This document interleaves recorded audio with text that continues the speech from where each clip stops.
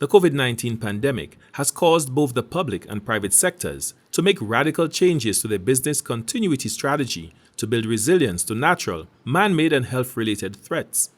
The Department of Finance recently held a Business Continuity Planning BCP training for various units in the department. Technical assistance was provided by the World Bank. Assistant Director for Financial Administration in the Department of Finance, Alison Griffith McDermott, said the Department of Finance is being used as a forerunner for this important training. The pandemic definitely showed us that without having proper planning, that when a disaster happens, that we are ill-equipped. And so therefore we want to ensure that our operations continue. Of course, we'll not be able to do that 100%, but of course you'd want the critical components of government to be able to continue. And for the BCP training, this is what we're trying to get our colleagues to understand, that we can't do everything, but for sure we need to ensure that we have at least minimum operations to serve our stakeholders. The National Emergency Management Organization NEMO, the Department of Infrastructure and the Department of Audit also participated in this training program, which is expected to be rolled out to other government agencies. The facilitator for the BCP training from the World Bank, Adam McAllister, noted that business continuity plans must be routinely updated to include contacts, dependencies, lessons learned, and resources required for recovery. So business continuity, like any other type of process in the workplace, takes time to develop expertise, and we need to look at how we're developing and gaining experience so that we can apply lessons in real time.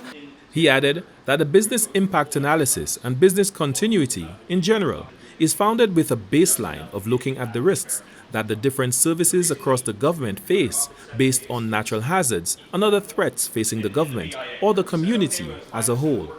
So when we start with the business impact analysis, it really gives us an opportunity to look at the types of risks that critical government services face and then determine what would the consequences be if something disrupted those services. How long do we have to get those services back up and running before the government and the public at large would really feel an impact from those? That creates a foundation for business continuity plans, which really set the procedures in place so that we can make sure that our public services, especially those services that are very time sensitive, that we can get those back up and running as fast as possible.